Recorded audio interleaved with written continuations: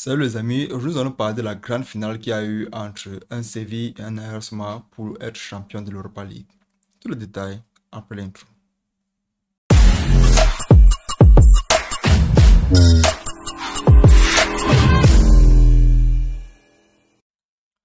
Aujourd'hui, cette finale-là entre l'AS Roma et Séville était très attendue. Pourquoi? Parce que les deux équipes jouaient leur va-tout. Oui, les deux équipes jouaient leur va-tout dans la mesure où le gagnant ici va se qualifier pour la Champions League. Donc, tu as même vu dernièrement un Séville qui jouait contre le Real de Madrid, un Séville qui était un peu diminué, qui levait la patte. Un Séville qui ne voulait pas trop fatiguer ses joueurs. Pourquoi? Parce que le match important, c'était celui-là. Un match où ils ont besoin de gagner pour se qualifier pour la Champions League l'année prochaine. Il faut d'abord le rappeler qu'ici, Séville sont les propriétaires de l'Europa League. Les propriétaires, donc, quand Roma arrive, c'est eux les invités. Ils viennent chez quelqu'un pour essayer de prendre leur femme et partir avec. C'est sans compter si c'est le propriétaire a les machettes ou quoi que ce soit. Excusez le langage un peu villageois, mais on essaie un peu de faire en sorte que tout le monde comprenne ce qui se passe. Maintenant, quand l'AS Roma arrive, l'AS Roma déjà au début du match essaie d'engager très très fort. Pourquoi? Parce que tu as un but de Dybala, très belle performance de sa part d'ailleurs, malgré comme il revient de blessure, il réussit toujours à prouver que c'est un Paolo Dybala qu'on connaît tous. Maintenant, Dybala de son côté déjà est un joueur fatigué, est un joueur qui revient de blessure comme je l'ai dit, donc il n'a pas 100% de ses capacités à l'heure actuelle. Malgré tout, il réussit quand même à aider l'AS Roma avec un but magnifique. Il faut apprécier ça. Maintenant, quand il sort sur blessure, on remplace par Wijnaldum. Je reviendrai un peu plus tard dans la vidéo. Mais néanmoins, Wijnaldum n'a pas apporté ce qu'on avait besoin de lui. Comme je l'ai dit tantôt, c'est un match très important, non seulement pour l'AS Roma. Pourquoi? Parce que ils ont gagné dernièrement la Conference League. Donc, s'ils gagnent cette fois-ci consécutivement l'Europa League, il se qualifie pour la Champions l'année prochaine et c'est une très bonne chose pour tout le monde. Mais Séville aussi dans la même situation. Séville veut aussi se qualifier pour la Champions l'année prochaine. Pourquoi? Parce qu'en championnat, ça ne donne pas. Ils sont actuellement, je pense, 11e en championnat. Donc, ils doivent à tout prix gagner ça pour aller. Mais maintenant, à 1-0 à la mi-temps, tu vois que Séville revient en deuxième mi-temps avec un esprit nouveau. Malgré le fait qu'ils passent le temps à faire les centres, parce que la défense de la Roma était en place, tu vois, et tu as une Roma qui pour moi n'a pas développé un bon jeu, c'était un peu trop laid à voir, c'était un peu trop fatigant. Tu ne voyais plutôt que Séville essayer d'attaquer, c'est un peu comme le pilon et le mortier. Donc, la lance et le bouclier. Donc, la lance, chaque fois, essaie d'attaquer le bouclier espère que la lance ne va pas la briser. Donc, c'était un peu comme ça avec le match. C'était pas un match où tu vois deux grands coachs, tu vois.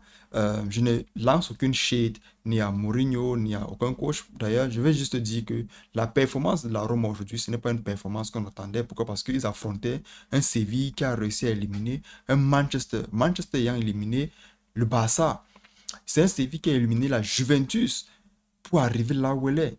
Donc, tu ne peux pas venir et espérer avec un but réussir à les gagner. Pourquoi? Parce que quand tu revois même en deuxième mi-temps le but qui entre, c'est le karma ou bien c'est quoi? But contre ton camp. Quand les choses comme ça arrivent dans le monde du football, tu sens que la chance n'est pas vraiment de ton côté. Et il faut redonner plus. Il faut appeler le facteur chance. Je l'ai dit tantôt ici dans mes précédentes vidéos que le facteur chance n'arrive qu'au fort. C'est parce que tu essayes. Le jour où tu vas essayer sans même vouloir, tu vas avoir un but. Et c'est ça qui s'est passé aujourd'hui avec cette égalisation-là. Sevilla a continué à pousser et même dans la 90e minute, Roma a tenu. Ils sont partis en prolongation. Même chose, tu avais Mourinho qui passe le temps à jubiler au stade, sauter euh, up and down, comme on dit souvent en anglais. Tu as vu un Mourinho qui se plaignait à chaque fois, mais avec aussi raison. Pourquoi? Parce que quand tu vois une main comme celle-là qui arrive dans la surface de réparation, tu vois un arbitre qui se permet de justifier ça.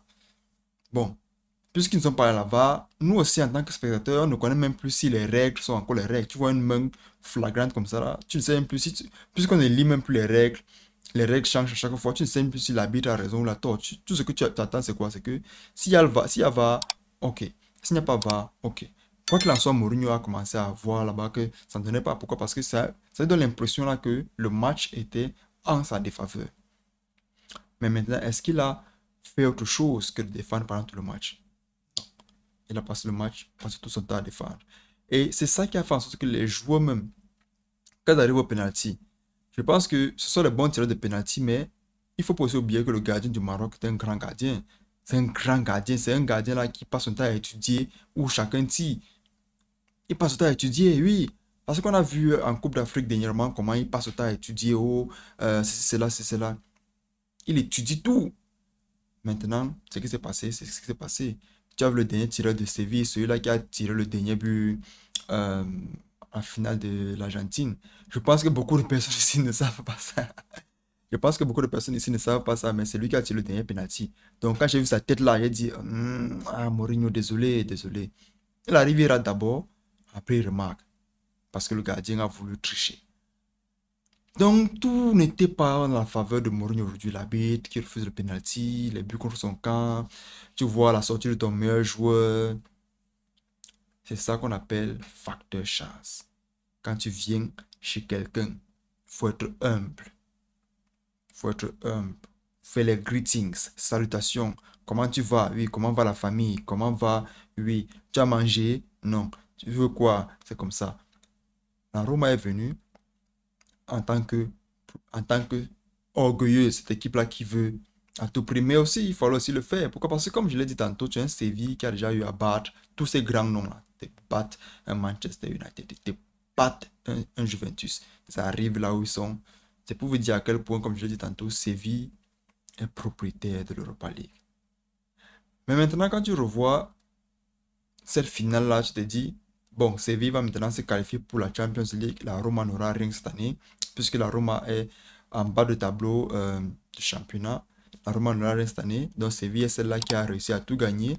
Qualification pour la Champions League et l'Europa League. Bravo à elle. Comme je l'ai dit tantôt, elle le mérite. Elle le mérite. Et je pense que les années à venir, Séville va vraiment entrer dans l'histoire de l'Europa League. Si elle n'est pas déjà là, je pense qu'elle est déjà... Je pense que ça va le faire. Donc, c'était tout pour cette vidéo, les amis. J'espère que vous l'avez aimé. N'oubliez pas de liker, partager et commenter. Ça fait aider la chaîne. On se revoit la prochaine fois. La paix sur vous. Ciao, ciao.